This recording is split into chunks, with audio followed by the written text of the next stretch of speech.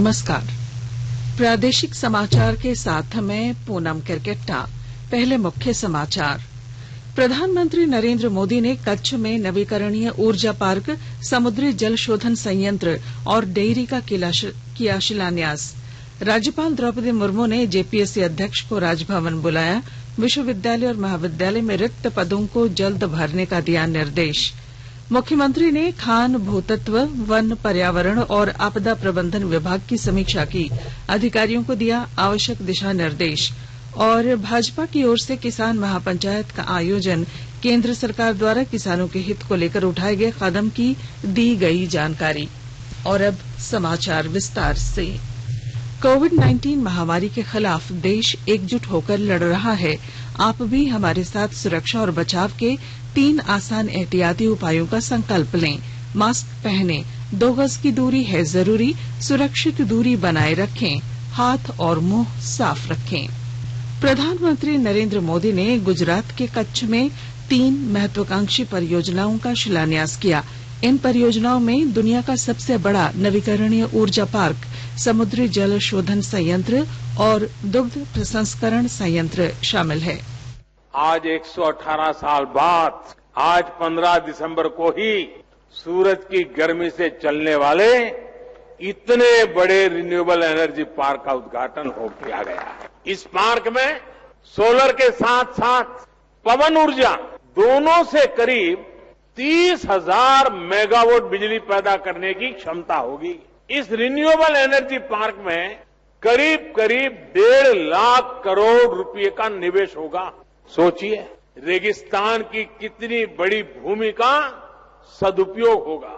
सीमा के साथ पवन चक्कियां लगने से सीमा सुरक्षित भी और अधिक बेहतर होगी। आम लोगों का बिजली का बिल कम करने के लिए जिस लक्ष्य को लेकर के देश चल रहा है, उसे भी मदद मिलेगी। और सबसे बड़ी बात, इससे प्रदूषण कम होगा, हमारे पर्यावरण को भी लाभ होगा। इस रिन्यूएबल एनर्जी पार्क में जो बिजली बनेगी, वो प्रति वर्ष 5 crore tonne carbon dioxide 5 crore tonne carbon dioxide emission उसको रोकने में मदद करेगी।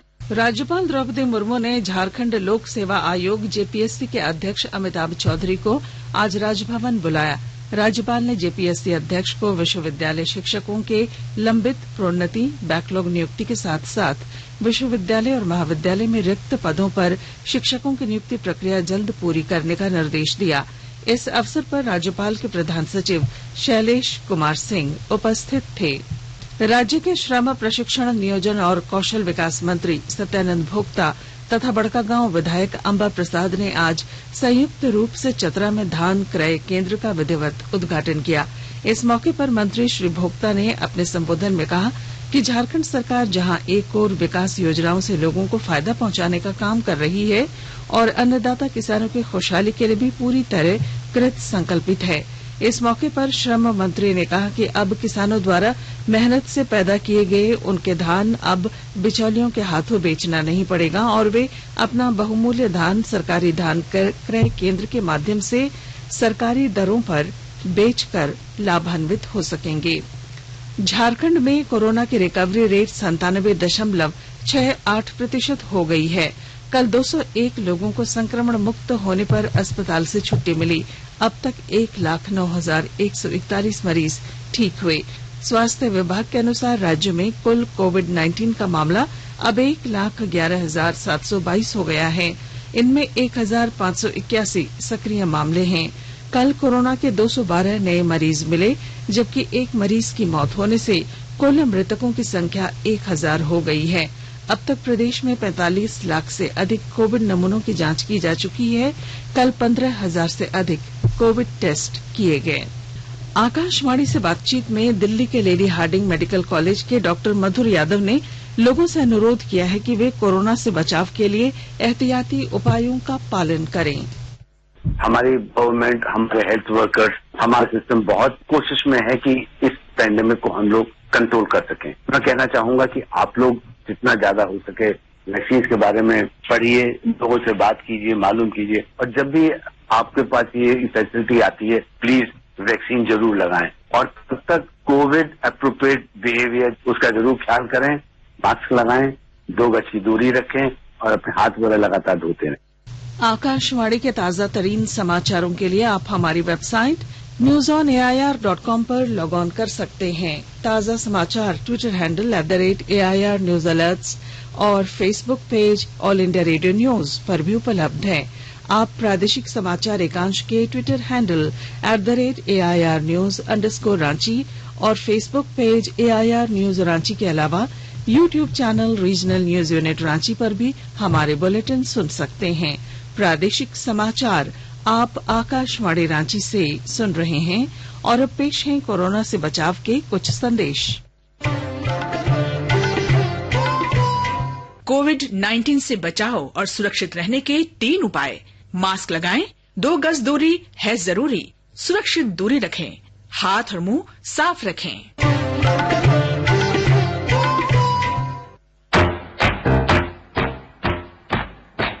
चलो मिलकर इस शुरुआत करें, चलो एक फैसला आज करें, मास्क नहीं तो टोकेंगे, कोरोना को रोकेंगे, चलो एक इरादा करते हैं, चलो कुछ वादा करते हैं, मास्क नहीं तो टोकेंगे, कोरोना को रोकेंगे। भारत सरकार द्वारा जनहित में जारी। प्रादेशिक समाचार में आपका फिर स्वागत है।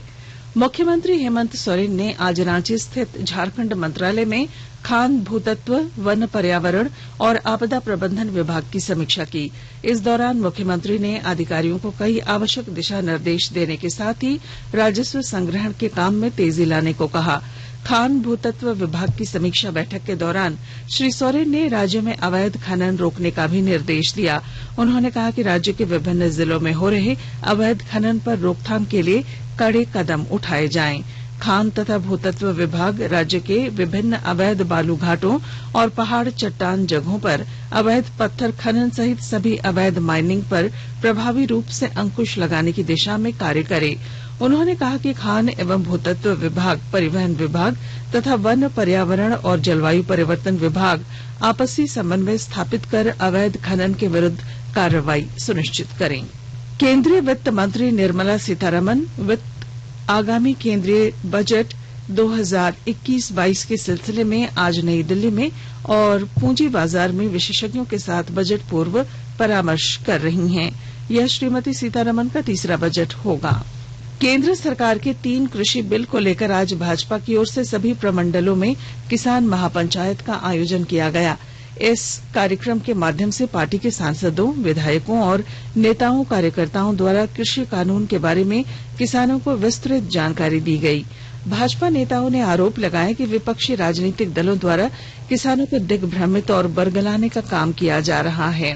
पार्टी नेताओं की ओर से किसानों को ये जानकारी दी जा रही है कि केंद्र सरकार के फैसले से किसानों का जीवन स्तर कैसे सुधरेगा और किसानों की खेती से कैसे आय बढ़ेगी। रांची के कांके प्रखंड अंतर्गत सुकुरहुटो में भाजपा द्वारा आयोजित प्रमंडलीय किसान पंचायत को संबोधित करते हुए पूर्व मुख्यमंत्री रघुवर दास ने कहा कि प्रधानमंत्री नरेंद्र मोदी सरकार ने किसानों के जीवन में बदलाव लाने के लिए 3 कानून बनाए, लेकिन 70 साल किसानों के नाम पर राजनीति कर रही विरोधी पार्टियां इस मसले पर राजनीति कर रही हैं और भ्रम फैलाने का काम कर रही हैं। केंद्रीय मंत्री अर्जुन मुंडा ने सरायकेला टाउन हॉल में आज कोल्हान प्रमंडल किसान पंचायत को संबोधित किया। श्री मुंडा ने कहा कि किसानों की आय दोगुनी कैसी हो, इस दिशा में केंद्र सरकार ने महत्वपूर्ण पहल की है।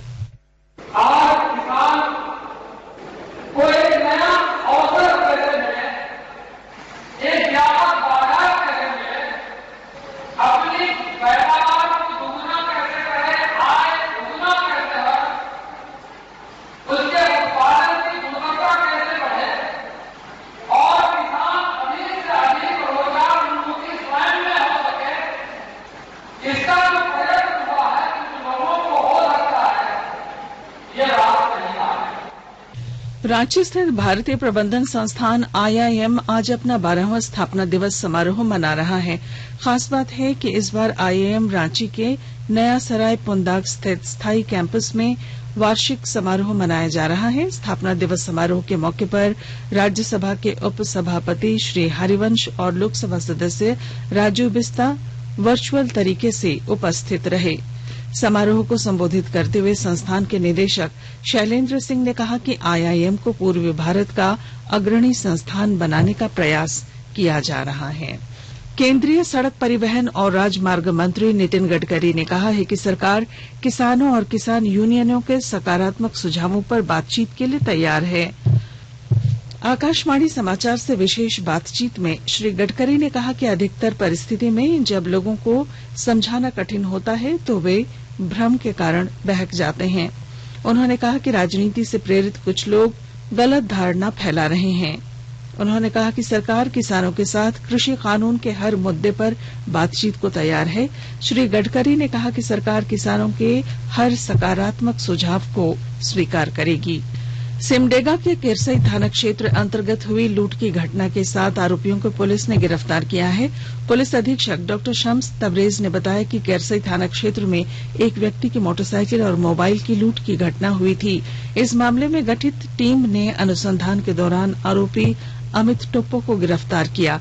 उसकी निशानदेही पर मोटरसाइकिल और मोबाइल एक कुएं से बरामद की गई और लूट कांड में शामिल सभी आरोपियों को गिरफ्तार किया गया। राजधानी रांची स्थित राज्य के विभिन्न जिलों में आज सुबह से ही आसमान में बादल छाए हैं।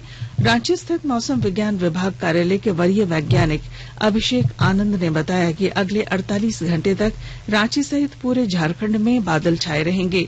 कुछ स्थानों पर बूंदाबांदी के भी आसार हैं। उन्होंने बताया कि 17 दिसंबर से आसमान में बादल छटने के बाद ठंड बढ़ेगी। ये मौसम ऐसा क्यों है?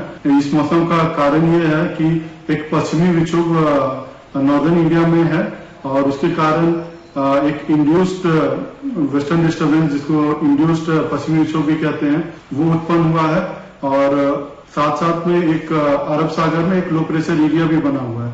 वहां से जो मॉइस्चर है वो इस लो प्रेशर जो साइक्लोनिक सर्कुलेशन असम में पास में बना हुआ है, वहां पे मॉइस्चर इंकर्सन हो रहा है और साथ साथ ये जो वेस्टवर्ड मूवमेंट ऑफ विंड है, जिसके कारण थोड़ी सी जो मॉइस्चर जो फ्लो है वो झारखंड की तरफ भी हो रही है, जिसके कारण थोड़े बादल बन रहे हैं और कुछ जगह पे छिटपुट बारिश भी देखने को मिल रही है। जिले में अवैध खनन रोकने के लिए खूंटी जिला प्रशासन द्वारा कार्रवाई से खनन माफियाओं में हड़कंप है।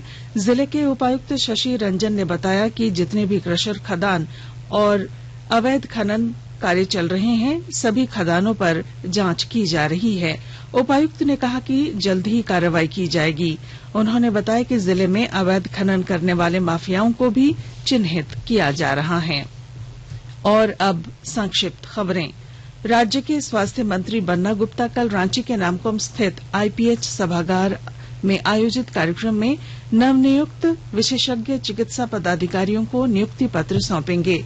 पश्चिमी सिंहभूम जिले के चक्रधरपुर प्रखंड अंतर्गत बामनगुटू गांव में सड़क निर्माण के दौरान 11,000 वोल्ट बिजली की तार की संपर्क में आने से 10 चक्का वाहन जलकर पूरी तरह नष्ट हो गया। गिरिडीह जिले के पीरटांड प्रखंड के चिरकीडीह में खलिहान में आग लगने से 2 व्यक्तियों की मौत हो गई, जबकि 3 लोग इस घटना में घायल हुए हैं। और पश्चिमी सिंहभूम जिले के हाटगम्हरिया थाना क्षेत्र में अपनी दादी की हत्या के आरोप में पुलिस ने मृतका के पोते को गिरफ्तार कर लिया है। और अब बुलेटिन के आखिर में मुख्य समाचार एक बार फिर। प्रधानमंत्री नरेंद्र मोदी ने कच्छ में नवीकरणीय ऊर्जा पार्क, समुद्री जल शोधन संयंत्र और डेयरी का किया शिलान्यास। राज्यपाल द्रौपदी मुर्मू ने जेपीएससी अध्यक्ष को राजभवन बुलाया। विश्वविद्यालय और महाविद्यालय में रिक्त पदों को जल्द भरने का दिया निर्देश। मुख्यमंत्री ने खान भूतत्व, वन, पर्यावरण और आपदा प्रबंधन विभाग की समीक्षा की। अधिकारियों को दिया आवश्यक दिशा निर्देश। और भाजपा की ओर से किसान महापंचायत का आयोजन, केंद्र सरकार द्वारा किसानों के हित को लेकर उठाए गए कदम की दी गई जानकारी। और इसके साथ ही आकाशवाणी रांची से प्रादेशिक समाचार का ये बुलेटिन समाप्त हुआ। नमस्कार। घर में रहिए, सुरक्षित रहिए और सुनते रहिए आकाशवाणी।